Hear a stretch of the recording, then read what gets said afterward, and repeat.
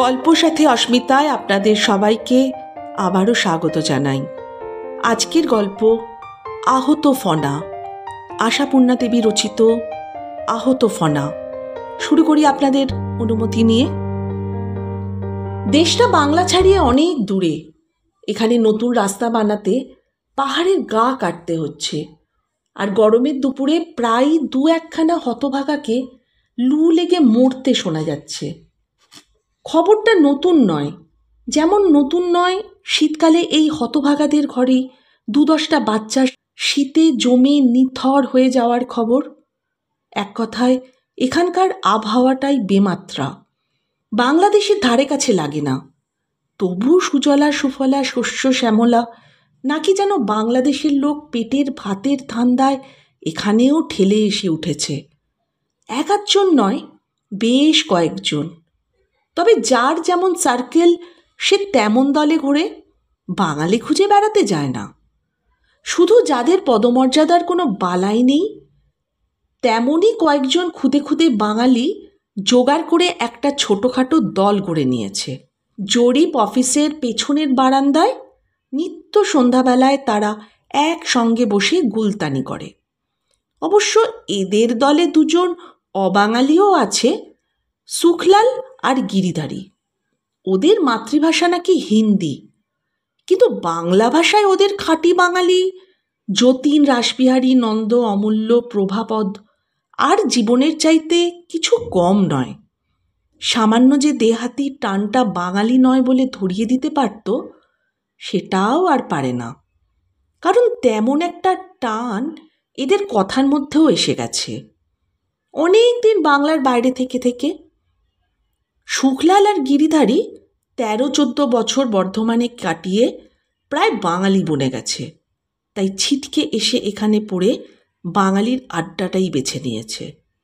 ওরা মাঝে মাঝে নিজের জাত ভাইয়ের সম্পর্কে সব্যঙ্গে বলে, শালা ছাতুঘর ভূত, তোর তো ভাই এমন বাঙালি বনে গেছিস, বলে নন্দ। ওরা হাসে, বলে যে চিংড়ি মাছ খেয়েছে সে স্রেফ বাঙালি বনেছে, নইলে আর রোজ তোদের আড্ডায় ধর্ণা দিতে আসি। ওরা মানে যতীন, রাসবিহারী, অমূল্যরা অবশ্য অন্য কথা বলে, প্রাণের টানটা বাঙালির জন্য নয়, পাখির জন্যে। একা পাখির টানেই এতগুলো নানান বয়সের পুরুষ এক জায়গায় এসে হাজির হয়। পাখির বয়স ঠিক ধরা যায় না, পাখির পাথরে কোঁদা স্বাস্থ্য বয়সকে যেন কোথায় একখানে বেঁধে রেখেছে। পাখি সেই উগ্র শরীরটা নিয়ে হেসে গড়িয়ে পড়ে ওদের কথা শুনে, বলে মরণ আর কি, তোদের এই এত বড় গাঁখানা বুঝি আর মেয়ে ছেলে নেই। ওরাও হাসে, বলে নেই, সত্যি নেই, মেয়ে আছে, ছেলে আছে, মেয়ে ছেলে নেই। শুনিসনি সেদিন অমূল্যর দুর্দশা? ঠক্ষণমালির পরিবার যখন ইদারা থেকে জল আনছিল, অমূল্য বুঝি তাকিয়ে একটু হেসেছিল, ব্যাস জল ভরা মেটে কলসিটা অমূল্যের পিঠে চৌচির হলো।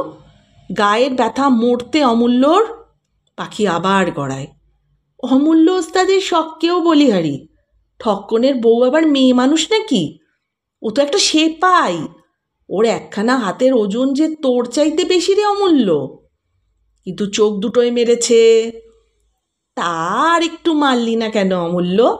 ওই চোখের তীর খেয়ে বাচাল হাসি আসে পাখি। আমরা সবাই হরিবল দিয়ে তোকে স্বর্গে পাঠিয়ে দিতাম। এই হচ্ছে ওদের আড্ডা, আর এই হচ্ছে কথা। তবে এটা বেশিক্ষণ চলে না, 2-4 কথার পরই আসল আড্ডা শুরু হয়। পাখি তার তেল চিটে ছিটের থলি থেকে তাস বার করে, তাস খেলারই আড্ডা চলে অনেক রাত্রির অবধি। শুক্লাল ওদের 3 তাসের খেলা শিখিয়েছে। এ খেলার নেশা মদের নেশার চাইতে কিছু কম নয়। রাসবিহারী জরিপ অফিসের একটু মান্যগণ্য কর্মচারী, ওদের মতন রাস্তা মাপা খোটাপোতা কুলি নয়। এই অফিস বাড়িতে আড্ডা বসাবার অধিকার রাসবিহারীর দৌলতে, কারণ সে এখানে রাত্রে থাকে। অফিস ঘরের চাবি তার হাতে। তা প্রকৃতপক্ষে অফিসের অফিসার রাসবিহারী, কারণ আসল সাহেব দৈনিক 1-8 ঘন্টা মূর্তিটা দেখিয়ে চলে যান, বাকি সারা সময় রাসবিহারী। পাখি রাসবিহারীর রান্নাটা করে দিয়ে যায়। বলা বাহুল্য, পাখির খাওয়া দাওয়াও এখান থেকেই চলে যায়। রাতের দিকে মাঝে মাঝেই রান্নার মাপ 10 গুণ হয়। ওরা সকলে চাঁদা দিয়ে ফিস্টি লাগাতে থাকে। দু একটা বুনো মুরগি জোগাড় হলেই ভোজ হয়ে যায়। এখানে কারোরই স্ত্রী, কন্যা, মা, বোন নেই। তাই একটা মেয়ের হাতের রান্না পরিবেশন হাসি, কৌতুক, কৃতজ্ঞতার্থ করে তোলে এদের। হোক সে খারাপ মেয়ে মানুষ, হোক বাচাল, বেহায়া, জুয়ার নেশায় এবং আরও অন্য নেশায় আসক্ত, তবু তো মেয়ে। মরুভূমি শুকনো বালুর চড়ায় এক টুকরো ওয়েসিস। পাখি এদিকে যতই বাচাল বেহায়া হোক, হাতের রান্নাটা তার খুব ভালো। আর খাওয়া দাওয়ার যত্নটা আন্তরিক, কাউকে আর পর করে না সে। রাসবিহারীকেও যেমন যত্নে পরিবেশন করে, নন্দ যতীনকেও তেমনি যত্নে পরিবেশন করে। নেহাতি যারা খিদমতগার শ্রেণীর তারতম্য আছে, কিন্তু তাস ওদেরকে এক করেছে। 3 তাস, আর সেই একতার বাঁধন দিয়েছে পাখি। শুধু মানি ঠক্কন ওদের এই হাসি উল্লোর খাওয়া মাখা দেখে রাগে জ্বলতে থাকে। এমনকি ওপরওয়ালার কাছে রিপোর্ট করতেও চেষ্টা করেছিল। পাখির কথা তুলে দুর্নীতির প্রশ্ন আমদানি করেছিল। ঠিকাদার দাসবাবু আর জরিপবাবু হেসে উঠে বলেছিল, তোকে ভাগ দেয় না বুঝি, না জুয়ায় হেরে মরিস? কাজেই সে আর তার বাঘিনী বউ এখানে এক ঘরে। আজ আবার নাকি ঠক্কন প্রভাপদকে শাসিয়েছে, সাহেবকে বলে দেবে বলে। সেই কথা নিয়ে হাসাহাসি করতে করতে পাখি হঠাৎ বলে উঠল, নতুন সাহেব তো এসে গেল। ইঞ্জিনিয়ার শব্দটা যে পাখি উচ্চারণ করতে পারে না তা নয়, ওসব ওর ইয়ার্কি। রাসবিহারী বলল, হ্যাঁ, সবাই হন্তদন্ত হয়ে স্টেশনে ছুটল যে সকালে। খুব নাকি বড় সাহেব? হ্যাঁ, বিলেত ফেরতা, 2-3 হাজার টাকা মাইনে। আসলে ওই ধলা পাহাড়টা ফাটিয়ে সোজা নতুন রাস্তা বার করা যায় কি না তার নকশা করতে এসেছে। আবার কি ঝামেলা বাধায় দেখো। ওই সব কেষ্টবিষ্টু যত না আসে ততই মঙ্গল, যতীন বলে। পাখি হেসে হেসে বলে, তোর মঙ্গল, তোর মঙ্গল করবার তালেই তো ঘুরছেন ভগবান। নে বস, খালি কথা। তাসবিলি করতে করতে কিন্তু নিজেই আবার কথা ফাঁদে। পাখি বলে, সাহেবের মেয়ে মতো এসেছে। তার আসবে না কেন? প্রভাপদ নিঃশ্বাস ফেলে বলে, 3,000 টাকার সাহেব মেয়ে মানবে না? ওরা তাঁবুতেও মেয়ে মানে, এ কি আমরা? ওর কথায় হেসে ওঠে সবাই। সে হাসিতে কিন্তু কৌতুকের চাইতে খুবই প্রধান। ওরা তো দেখে আসছে চিরকাল, জগতের সমস্ত সুখ সৌভাগ্য আমোদ আহ্লাদ ভগবান একদিকেই ঢালে। যারা হতভাগা তারা সব দিকেই হতভাগা। ভগবানের পুষ্যিপুত্র ওরা, বলে নন্দ। দুধের স্বর সব ওদের ভাগে। পাখি স্পষ্টবাদী, পাখি ন্যায্য অন্যায্য বোঝে। তাই পাখি তীক্ষ্ণ স্বরে বলে, থাম নন্দ, মুখ্যুর মতন কথা বলিস নে। দুধের স্বর ওদের পাতে পড়বে না তো কি তোর পাতে পড়বে? তুই দিয়েছিস ওদের মতন 10টা পাস, বিলেত জার্মানি ঘুরে এসেছিস তুই, ওদের মতন মাখন মিছরির ঘরে জন্মেছিস তুই। পূর্বজন্মের স্বীকৃতি চাই, বুঝলি? তার সঙ্গে ইহজন্মের চেষ্টা। শুধু ওদের হিংসে করলেই হয় না। যে গাছ যেমন পুঁতবে সে তেমন ফল খাবে। পাখির কেবল সাহেবদের দিকে ঝোল টেনে কথা। অসন্তুষ্ট নন্দ বলে, দে দে তো, তাজ দে। কিন্তু নন্দকে যতই হক কথা শোনাক, পাখির শরীরেই কি ঈর্ষা একেবারে নেই? না থাকলে সাহেবের মেমের প্রসঙ্গেই তোলে কেন বারবার? সাহেবের মেম, বুঝলি অমূল্য, একেবারে প্যাকাটির গোছা, শুধু হাড় আছে, আর কিচ্ছুটি নেই। অমূল্য একটা কুৎসিত ইঙ্গিতের মুখভঙ্গি করে বলে, তবে আর কি, তোর তো পোয়া বারো। থাম অমূল্য, ছোট লোকামি করিস না, খেলবি তো খেল। আমার তো সবই ছোট লোকামি। বলি, সরকার সাহেবের ব্যাপারটা তো এক্ষুনি তুলিনি রে। সে কথা বাদ দে, সেটাও একটা ছোট লোক। যাবার সময় আমার পাওনা টাকা বাকি রেখে চলে গেল। তুইও তো তাকে তেমনি কম অপমান করিসনি। স্টেশনে গিয়ে হাটে হাঁড়ি ভেঙে দিয়েছিলি তো। নেহাত ট্রেন ছেড়ে দিল, তাই বাছাধন মুখ নিয়ে পালিয়ে বাঁচল। এ সাহেব অন্য রকম। পাখি বলল, তাই নাকি? এত সব এক্ষুনি দেখলি কখন তুই? রাসবিহারী বলে, সেই তো একবার মাত্র সাহেবের কোয়ার্টার ঝাড়ামোছা করে দিয়ে আসতে গেলি, এতেই এত বুঝে গেলি? ওই একবারই হয়। পাখি মুচকি হেসে বলে, তাই নাকি রে? হাঁড়ির একটা ভাত টিপলেই বোঝা যায় সেদ্ধ হয়েছে কি হয়নি। রাসবিহারী মুচকি হেসে বলে, তোর আগুনে সবাই সেদ্ধ হয়ে যায় শেষ অবধি।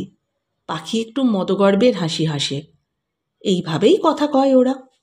উঁচু বলে যাদের মানতে হয়, বড় বলে স্বীকার না করে উপায় নেই যাদের, তাদের প্রতি আক্রোশটা এরা এভাবেই মেটায়। নিজের এলাকায় বসে তুচ্ছ তাচ্ছিল্য করে, ব্যঙ্গ বিদ্রুপ করে। শুধু এরা বলেই নয়, সব ছোটরাই এ কাজ করে আসছে সেই আদি অনন্তকাল ধরে। আড়ালে রাজার মাকে ডান বলার প্রথা তো এ যুগে সৃষ্টি হয়নি। পরদিন কথাটা রাসবিহারীই তুলল। বলল, মুখুজ্জু সাহেবের বাংলোয় লোক চাই, মেয়ে ছেলে। মেম সাহেবের শরীর ভালো নয়, সর্বদা কাছে কাছে একটা মানুষ দরকার। তোকে কাল এক নজর দেখেই মেম সাহেবের খুব মনে ধরে গেছে রে পাখি, ডেকে পাঠিয়েছে, বলে ভুরু নাচায় রাসবিহারী। প্রভাবত কুটিল দৃষ্টি হেনে বলে, মনটা ধরেছে কার গো রাসুদা, মেম সাহেবের না খোদ সাহেবের? তা দুজনারই। সাহেবই তো আমায় ডেকে বলল, কাল যে মেয়েটি কাজ করে গেল তাকে পাওয়া যাবে না। তা আমিও তোর দর বাড়ালাম বুঝলি পাখি। বললাম, ও হুজুর একটু খাম খেয়ালি, বাধা ধরা কাজ বড় একটা করে না, করলেও মাইনের খাঁই বড় বেশি। তা কি বলল? বলল মাইনের জন্য কিছু এসে যাবে না, যা চাইবে তাই পাবে। তাহলেই বোঝা গেছে, বলে অভব্য হাসিতে হাসতে থাকে সবাই মিলে। তাহলে কালই তোর জয়নিং ডেট, হেসে ওঠে রাসবিহারী। তারপর বলে, দেখিস ভাই, আমাদের যেন একেবারে বিস্ময় হোস না। তোর হাতের মুঠো ভালো মন্দ খেয়েই তবে দেহটা টিকিয়ে রেখেছি তো। পাখি মৃদু হেসে বলে, রান্না হবে? হবে?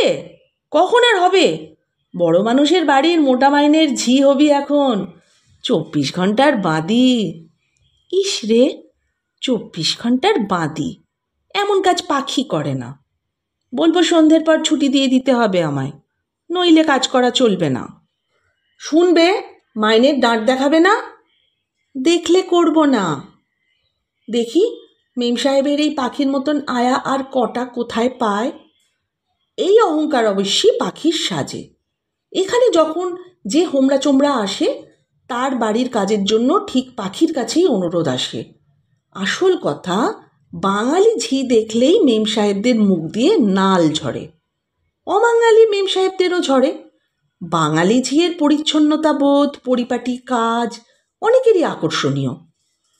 তাহলে তাসের আড্ডাটা জলাঞ্জলি যাচ্ছে না, কি বলিস? শুকলাল হৃষ্ট চিত্তে বিড়ির বান্ডিল বার করে। আমার রান্নাঘরটাই জাহান্নামে যাবে, বলে রাসবিহারী।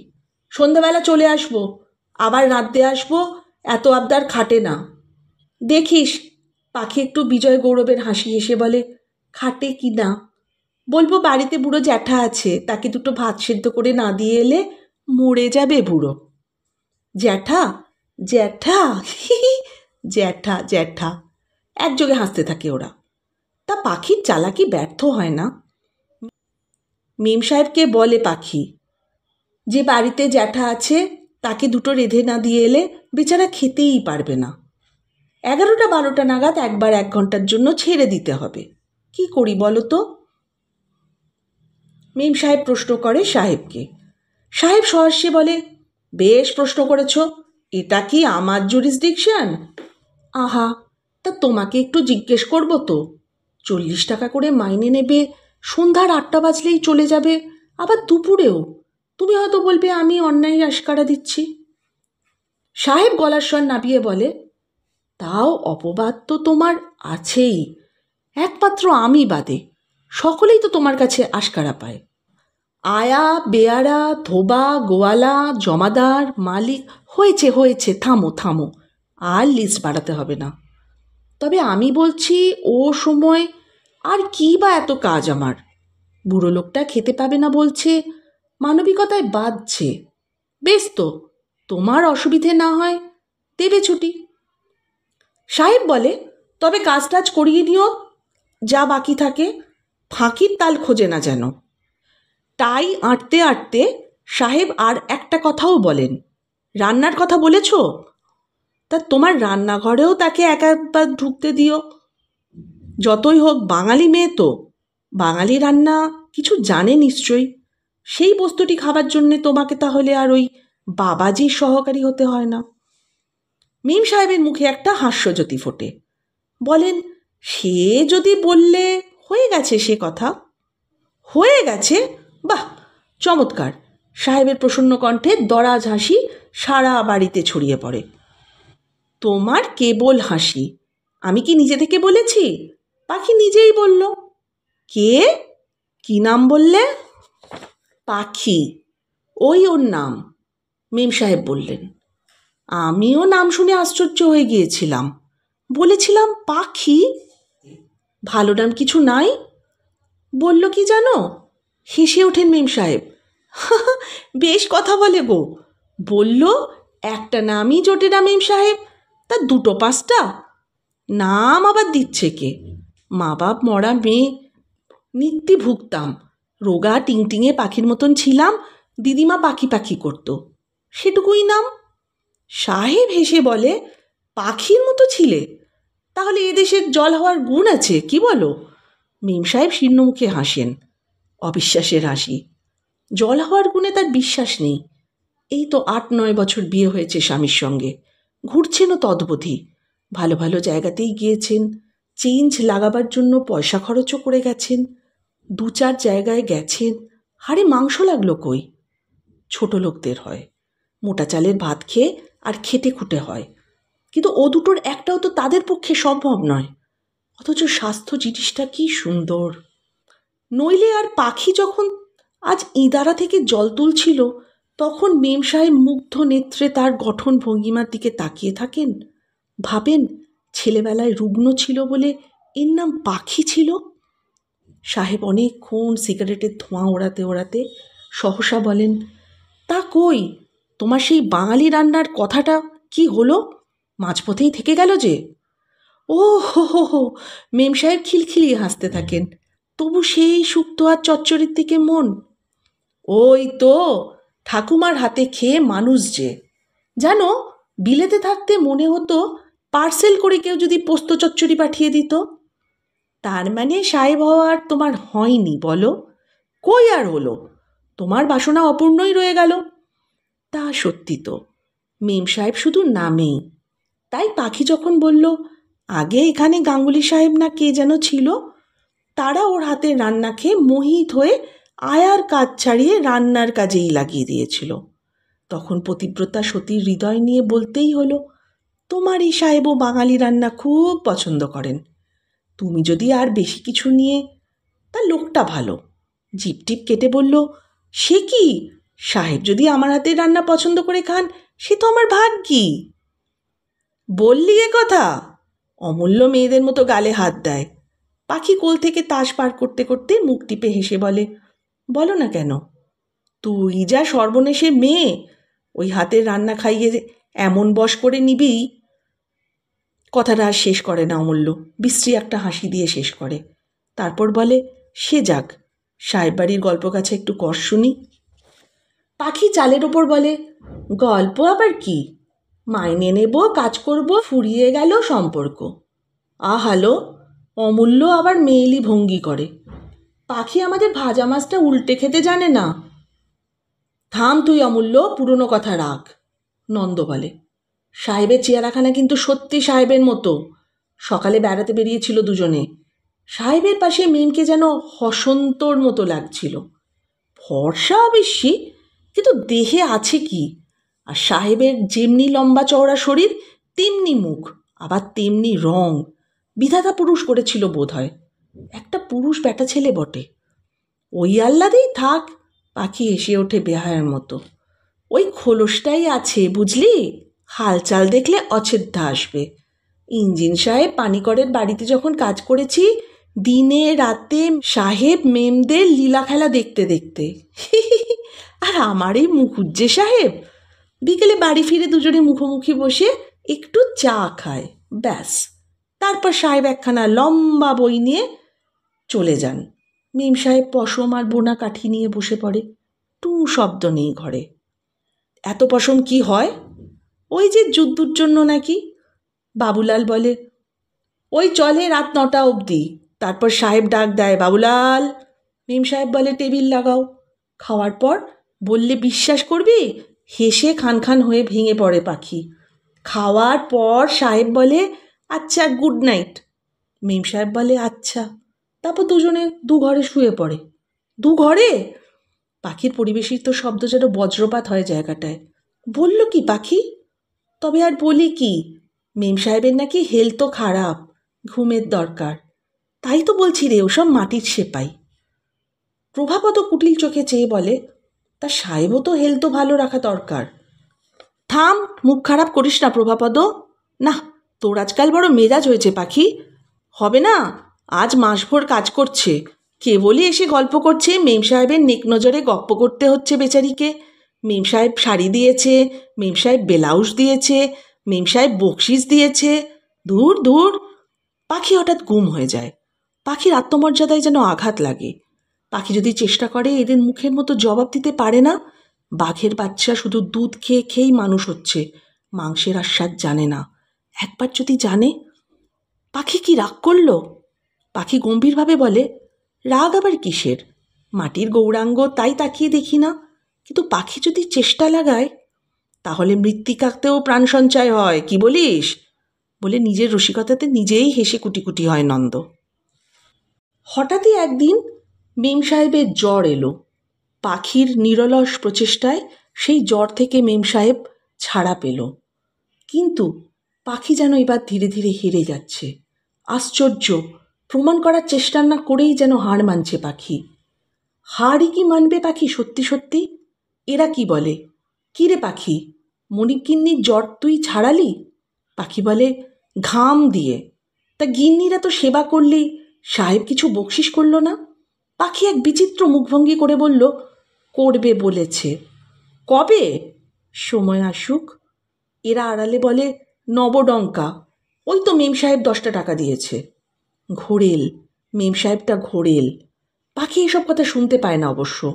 তবু মেম সাহেবের হাত থেকে বকশিস নিতে মন বিদ্রোহী হয়ে ওঠে ওর। মেম সাহেবদের বিরক্তিই উৎপাদন করে এসেছে যে এ যাবৎ চক্ষুশূল হয়েছে, তাদের আর আড়ালে সাহেবদের কাছে হিসে গড়িয়ে বকশিস আদায় করেছে। কিন্তু এই মুখার্জি মেম সাহেব এমন অবলীলায় দেন যে না করা যায় না। আর মুখার্জি সাহেব, তিনি যে কি তা আজ পর্যন্ত বুঝতে পারল না পাখি। এদিকে তো অন্য সাহেবদের চেয়ে শতগুণ সপ্রতিভ। তারা বরং সামনে এত ডাকাডাকি কথাবার্তা কইত না। এরা সর্বদা ডাকে, পাখি পাখি পাখি। পাখি, তোমার মেম সাহেবকে বিকেলবেলা ফুট দিয়েছ? পাখি, তোমার মেম সাহেবের গা মুছিয়ে দিয়েছ? এসব কথা যেমন বলেছে, তেমনি আজে বাজে কথাও তো এরা ঢের কয়। পাখি, তোমায় এমন রান্না কে শেখালো বলো দেখি? পাখি, আজ আমাদের কি খাওয়াচ্ছ? পাখি, খরগোশের মাংস খেয়েছ কখনো? কথা তো চলছেই। আশ্চর্য, এই হর দম ডাকাডাকিতে মেম সাহেবের গোঁসা নেই। এইখানটায় পাখি যেন ধাঁধায় থাকে। চিরদিনের জন্য জানা অঙ্কের পদ্ধতিতে হিসেব মেলে না। পাখির চেনা পৃথিবী কি পাখির সঙ্গে নতুন কোনো মশকরা করছে? পাখি এখন করবেটা কি? খবরটা শুকলাল এসে দিল। পাখি, জানিস না? কি? মেম সাহেব কলকাতায় যাচ্ছে। পাখি চমকে ওঠে। এই তো ঘন্টা কয়েক আগে এসেছে সে। কই শোনেনি তো? বলল, যা ভাগ। 3 সত্যি, কালির দিব্যি। মেম সাহেবের ভাই এসেছে, বোনের বিয়ে। ভাইয়ের সঙ্গে আজই চলে যাবে মেম সাহেব। হঠাৎ বিয়ে? আর সাহেব? সাহেব? শুকলাল মুচকি হেসে বলে, সাহেব তোর হেফাজতে থাকবে। জমের বাড়ি যা তুই, লক্ষ্মী ছাড়া। সাহেব থাকবে, মেম সাহেব যাবে? মনেও করিস না। বিবি ছেড়ে 1 মিনিট থাকতে পারে সাহেব? চোখের আড়াল হলেই বিবি যদি মরে যায়। দেখ, 3 সত্যি করলাম, বিশ্বাস হলো না? পরশু দিল্লি থেকে চিফ আসছে। সাহেবের এখন সরবার সময় আছে? ওদিকে গিন্নির বোনের বে। যাক, তোর ঠাকুরই কলা খেলো। শুকলালের কথা এদিক ওদিক থেকে ওরা যে যার ঘাড়ে হেসে পড়ল। তাই নাকি? হুররে! মর তোরা বলে কাজে চলে গেল পাখি, এবং সন্ধ্যার আসরে আর এলো না। দেখলি? না, কেউ তো পাখিকে দেখলাম না। অসভ্য হাসিতে ফেটে পড়ে বলে এরা 2 ঘন্টাও তর সইল না। 4টের গাড়িতে গেছে মেমসাহেব, আর আজ সন্ধেতেই পাখি এলো না। ওদের জানা জগতের হিসেব মিলিয়ে নিশ্চিন্ত হলো ওরা। বলল, মেমসাহেব ফড়িংটি হলে হবে কি, রাশভারী আছে, নইলে আর সাহেব এইভাবে সামলে চলে। কিন্তু গিরিধারী এক নতুন খবর আনলো। একটা কুকুর তাড়াতে অফিস বাড়ির পেছনের দিকে গিয়েছিল বুঝি। এসে বলল, পাখির ঘরে আলো জ্বলছে। আলো জ্বলছে? পাখির ঘরে আলো জ্বলছে রে। কে জ্বালালো আলো? পাখি এসেছে তাহলে। কিন্তু কখন এলো? এলো তো, এদিকে এলো না কেন? শরীর টরীর খারাপ হয়নি তো? তাস ফেলে চলল ওরা। 3 হাতে ঘরের মধ্যে 6টা লোক ঢুকে পড়ল ঠেলে ঠুলে। কি ব্যাপার রে পাখি? আরে ব্যাপার কি? তোর শরীর খারাপ নয় তো? শরীর খারাপ 70-এর হোক। তা সাহেব বাড়ি থেকে ফিরে হঠাৎ এসে শুয়ে পড়েছিস যে? ওখানে যাসনি? মন যায়নি।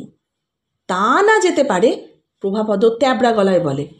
গরিবের আড্ডা বই তো নয়। ওকে বোধ হয় আবার এখন সাহেব বাড়ি ডিউটি দিতে যেতে হবে, তাই জিরিয়ে নিচ্ছে। বেরো বেরো, আমার ঘর থেকে বেরো, লক্ষ্মী ছাড়া পাপের তল। পাখি মারমুখী হয়ে তেড়ে আসে। তারপরই হঠাৎ বসে পড়ে বলে, চাকরি ছেড়ে দিয়ে এসেছি। ছেড়ে দিয়ে এসেছিস? চাকরি ছেড়ে দিয়ে এসেছিস? খাঁটি কথা ক না বাবা, কি হয়েছে? মেম সাহেব ছাড়িয়ে দিয়ে গেছে, তাই বল। না। পাখি হঠাৎ যেন শান্ত হয়ে যায়, গম্ভীর হয়ে বলে উদাস গলায়, চৌকিতে বসে পড়ে, ছাড়িয়ে দিলেও তো মান মর্যাদার কিছু থাকতো। ছাড়িয়ে দেয়নি, বরং উল্টো। বলল, তুমি রইলে পাখি, আমি নিশ্চিন্তি। বাবুর কোনো অযত্ন হবে না, দেখাশোনা করো ভালো করে। শুনে কেন কে জানে হঠাৎ ভারী রাগ হয়ে গেল। পা থেকে মাথা অবধি যেন তারের একটা ইলেকট্রিকের শক লাগলো। বলে বসলাম, আপনি থাকবেন না একা বাড়িতে? আমি কদিন আসতে পারবো না। শুনে মেম সাহেব যেন আকাশ থেকে পড়ল, অবাক হয়ে বলল, এরকম অদ্ভুত কথা কেন বলছো পাখি? আমি থাকবো না বলে সাহেবও কি খাওয়া দাওয়া বন্ধ করে রাখবেন? আমি থাকবো না বলে তুমি কাজে আসবে না? এমন কথা তো শুনিনি কখনো। রক্ত মাথায় চড়ে গেল আমার, জানিস। আমি বললাম, এমন কথা শোনেননি বুঝি? সাহেব বলল, তা সত্যি, শুনিনি। মেম সাহেব বলল, না সত্যি শুনিনি। মেম সাহেব না থাকায় বরং বেশি করে কাজ করবে, তা নয় ছুটি নিয়ে বাড়ি বসে থাকবে। অদ্ভুত তো। দুজনেই অদ্ভুত হয়ে আমার দিকে তাকালো। পাখি বলল, অদ্ভুত? ভূতদের তো সব অদ্ভুতই হবে সাহেব। যাক, কদিনের ছুটিতে আর দরকার নেই, আমাকে একেবারেই ছুটি দিয়ে দিন। আশ্চর্য বলে মেম সাহেব আমার মাইনে চুকিয়ে দিল। চলে এলাম। তা আশ্চর্যই বই কি। রাসবিহারী বলে, কি এমন হলো বল দেখি যে এত তুই খেপে গেলি? বুঝবি না, তোরা বুঝবি না, তোদের বোঝার ক্ষমতাও নেই। পাখি উদাস গলায় বলে, মেয়ে মানুষের অপমান বোঝা তোদের কম্য নয়। আসল কথা কি জানিস, ওরা আমাদের মানুষ বলে গণ্য করে না। ওরা জানে ওরা যেখানে, আমরা তার থেকে 1000 সিঁড়ি নিচুতে। তাই সাহেব মেম সাহেব গলা মিলিয়ে বলে, অদ্ভুত। অদ্ভুতের কি আছে বল? মেম সাহেব থাকবে না সেখানে আমি কি করে থাকি? এরপরেও থাকবো সেখানে, এই কথা বলিস তোরা? দুঃখী অভাগী বলে কি চামড়ার নিচে রক্ত বয় না আমার? বড় সুন্দর গল্পটি। সত্যি তো, মেয়ে মানুষ, রোজগার কম, নিচু জাতের। তার মানে কি তার মান অপমান বোধ নেই? অবশ্যই আছে। সব মেয়ে মানুষেরই আছে, সব মেয়েদেরই আছে। কেমন লাগলো ছোট্ট গল্পটি?